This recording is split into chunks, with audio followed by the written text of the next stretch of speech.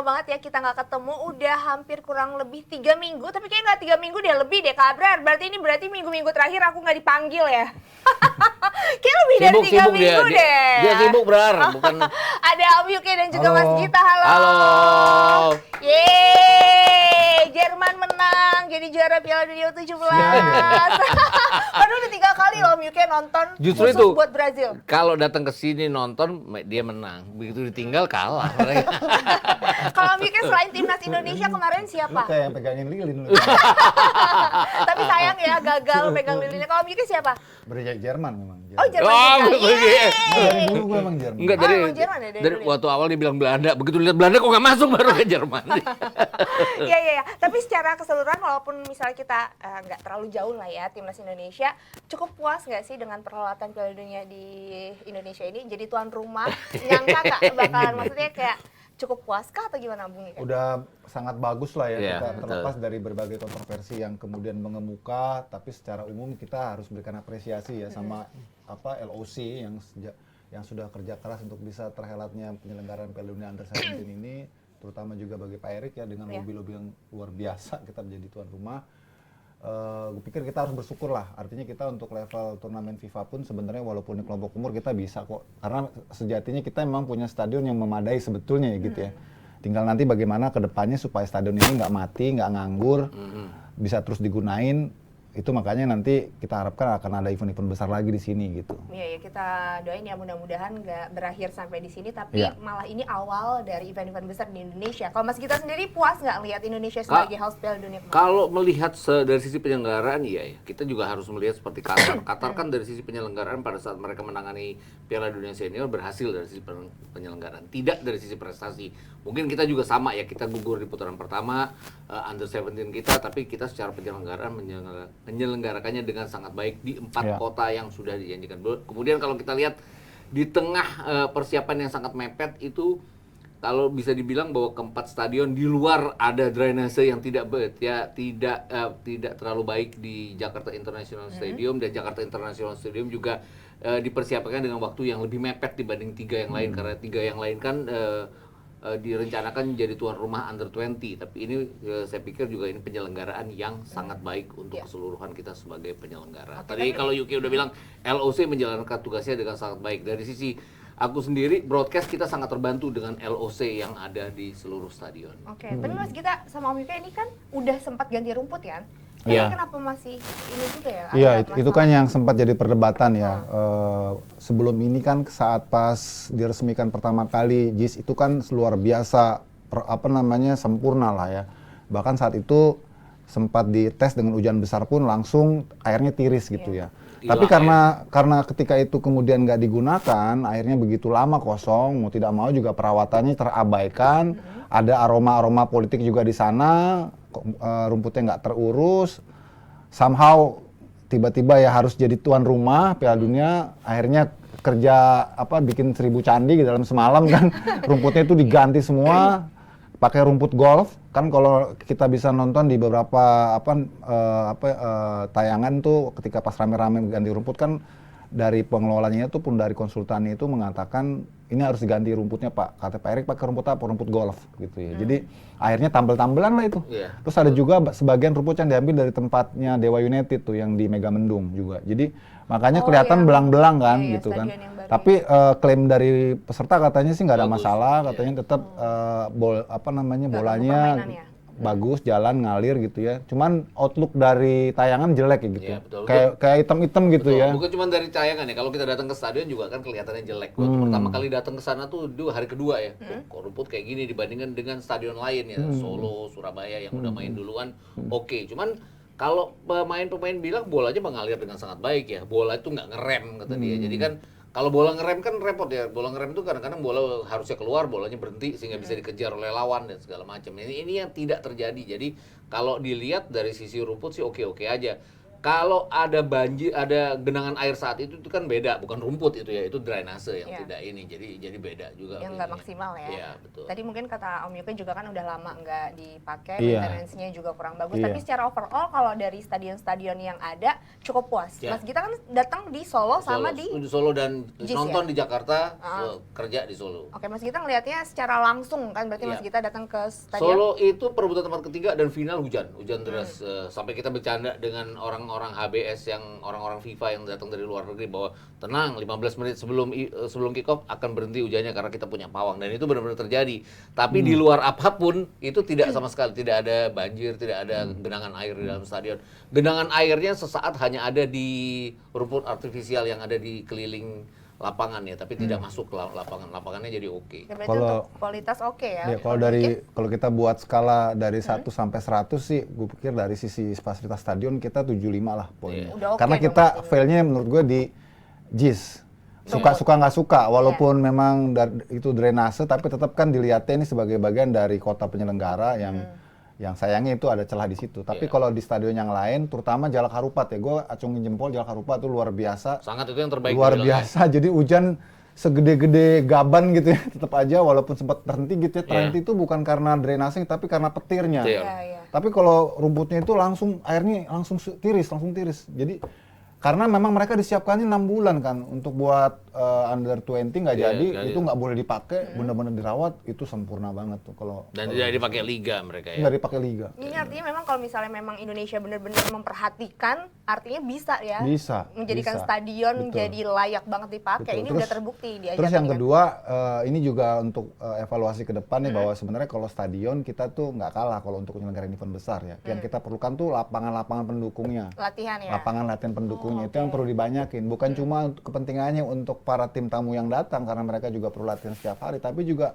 manfaatnya nanti buat kompetisi-kompetisi usia muda, jadi mereka lebih mudah untuk mengakses lapangan yang bagus. Itu kan penting buat pembinaan juga. Ya untuk kedepannya jadi bukan Mungkin cuma kalaupun event ya. ada komplain itu tadi yang Yuka bilang bahwa stadion penunjang mereka, stadion latihan. Kayak di Solo itu kan ada dua, ada stadion Kota Barat, Kota Barat itu dianggap bagus oleh peserta, tapi stadion Sriwedari dianggap tidak bagus rumputnya, sehingga mereka akhirnya lebih memilih stadion Kota Barat yang letaknya berdekatan dengan Manahan, jadi lebih memudahkan akses. Bahkan wartawan pada saat sebelum perebutan tempat ketiga dan perebutan tempat ketiga itu kan Jerman latihan di Kota Barat. Mereka sempat liputan Jerman dulu, liputan Perancis di sana, baru mereka mengikuti pertandingan perebutan tempat ketiga antara Argentina dan Mali. Oke, jadi memang fasilitas-fasilitas penunjangnya ya. Iya. Tapi kalau dari segi kayak penginapan dan lain-lain, makanan ini nggak ada komplain kan? Nggak ada Kemarin? Sampai sekarang enggak. Mereka ditempatkan di satu hotel ya, hotelnya hotel di tengah kota juga. Solo itu kan dari mana-mana ke Manahan itu kan kira-kira 15 menit ya.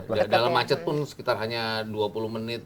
Jadi ya itu kota yang memang ideal buat untuk menjadi penyelenggara gitu. Oke, kalau Bung Yuke melihatnya dari secara broadcasting ya kan Bung Yuke sempat jadi ini Siaran juga kan mulu. komentator siaran terus kan. Nah, itu melihatnya dari segi broadcasting kan berarti Om Yuke bisa nilai kan di layar kaca, selalu merhatiin itu gimana Bung Yuke dari pengambilan kamera dan lain-lainnya, memuaskan nggak sejauh ini? Iya. Ini yang dikritik nih nanti. Makanya aku nanya ke Bung Kalau Yuke. kita compare dengan tayangan-tayangan Liga Indonesia misalnya ya, ini much better sih, lebih bagus. Beda lebih ya, baik. jauh Tapi lebih memang bagus. kalau untuk lebih detail persoalan VAR misalnya, kita kayaknya masih kurang. Karena banyak angle-angle yang di VAR itu gitu, nggak seperti kita kalau nonton Liga Inggris Iya, ya. betul. Ada beberapa angle gitu, lebih clear, lebih jeli gitu, lebih detail. Kalau kemarin tuh apa namanya, wasit VAR-nya juga cuma 2 gitu penyisiannya. 2 sampai final 2. Sampai final 2, iya. Jadi nggak tahu ya, mungkin karena emang apa namanya diturunin dikit standarnya gitu ya. Karena ini mungkin junior ya. Iya. Dan itu gue lihat beberapa momen ketika wasit harus mengambil keputusan VAR tuh sempat lama. Penilaiannya tuh lama kan, bisa 3-4 menit karena dia harus jeli, karena angle-nya terbatas. Angle Iya, kamera jadi terbatas. nggak langsung bisa Nggak menilai banyak ya. angle gitu. Jadi akhirnya harus, itu kan sempat ada 3-4 menit. Ada yang sampai 3-5 menit Iya, ada. saking- Itu karena jumlah angle kamera kita kan jumlahnya cuma 13 dan hanya 10 beauty shot itu tidak masuk ke dalam VAR. Jadi dan kamera ke-11 itu untuk taktikal.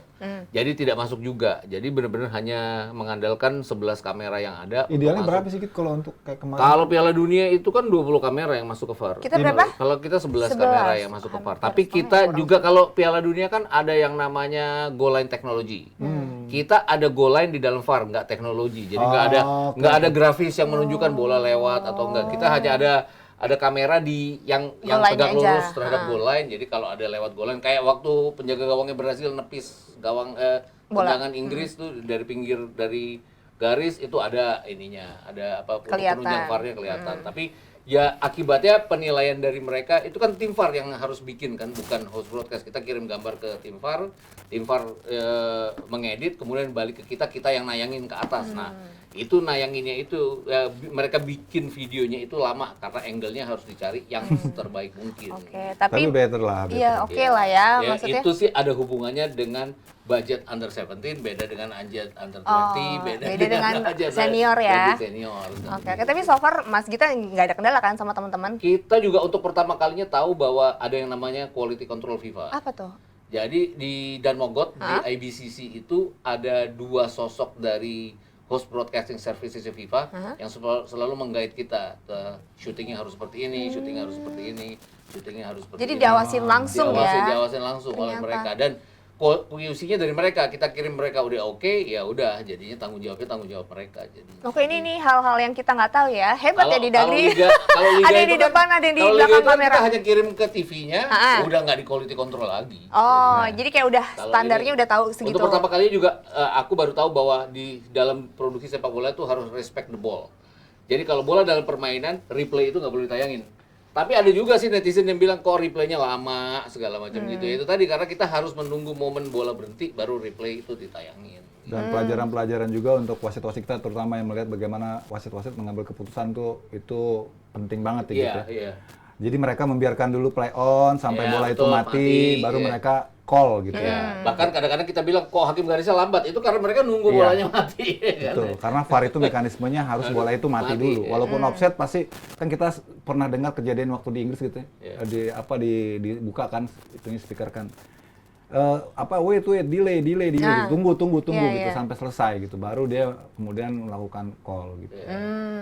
Oke. Bahkan kalau salah satu wasit VAR di final itu namanya David Good. Dia itu salah satu wasit Premier League, wasit lapangan. Ya. Dia ada di sana kan, aku kaget pas dia melintas kok ada dia gitu kan. Terus udah kelar, nanya, kok lu jadi wasit VAR? Karena dia pengen belajar VAR itu gimana. Oh, Karena selama supaya ini dia sering ambil keputusan yang implementasinya. salah, menghentikan pertandingan sebelum bola itu mati gitu. Di Liga Inggris kadang dia melakukan itu, jadi dia harus bertindak sebagai wasit VAR dan kesempatannya adalah di under 17 gitu. Itu perlu dicontoh ya, nggak Iya, dan berhenti. pelajaran VAR yang kita dapat dari Under 17 World Cup ini sebenarnya masih pelajaran dasar sih. Kalau nanti semua kita udah lengkap peralatan VAR-nya, VAR kan teknologinya katanya VAR. Februari ya. Iya, maksud gue gini gitu. Itu yang kemarin kita saksikan di Under 17 itu masih pelajaran dasar bagaimana kita men-treat VAR gitu ya untuk mengambil keputusan wasit. Kalau udah di makom yang lebih tinggi di Liga Inggris itu lebih jelimet lagi karena mereka pun sudah paripurna gitu fasilitasnya, tapi tetap kontroversi nggak hilang kan? Iya, iya. Masih terus terjadi. Masih. Karena ujung-ujungnya tetap wasit yang nentuin gitu loh. Ya, betul, sangat. Iya, sangat. berarti- Karena kejadian kemarin dan Arsenal. komunikasi juga ya semua harus harus berkomunikasi, harus alat komunikasi jalan. Kenapa? Karena wasit itu kan pada saat keputusan VAR memberikan pernyataannya ke orang di dalam stadion, juga ke pemirsa di rumah Iya, kan. iya. Yang di Liga Inggris tidak dilakukan. Jadi itu Iya, yang tadi bahwa suara dia harus keluar ke stadion, suara dia harus keluar Ke untuk pemirsa di rumah. pemirsa, oke. Terkadang hanya salah satu yang Iya. keluar ya, yang diomelin ya broadcast. Iya. Yang kena Sebenarnya ya. harus dua-duanya gitu. Harus Dua-duanya, dua-duanya. dua-duanya Tapi gitu. kalau Om Yuke sama Mas Gita sendiri ini kan berarti secara overall penyelenggaraan event akbar kita oke Oke, lah ya, gitu ya. oke. Lebih baik kita nantinya menyelenggarakan event-event akbar lagi atau perbaikin liga dulu nih, karena kan liga udah akan berjalan terus kan, dan tiap minggu selalu ada keputusan-keputusan lucu yang kontroversial atau apalah selalu ada gitu. Supporternya juga ada yang belum dewasa. Nah, baiknya nih gimana nih kalau Om Yuke melihat Oke. benang merahnya supaya Kalau sama-sama maju nih? Gue bilang jalan paralel aja ya, Iya, paralel harus gitu.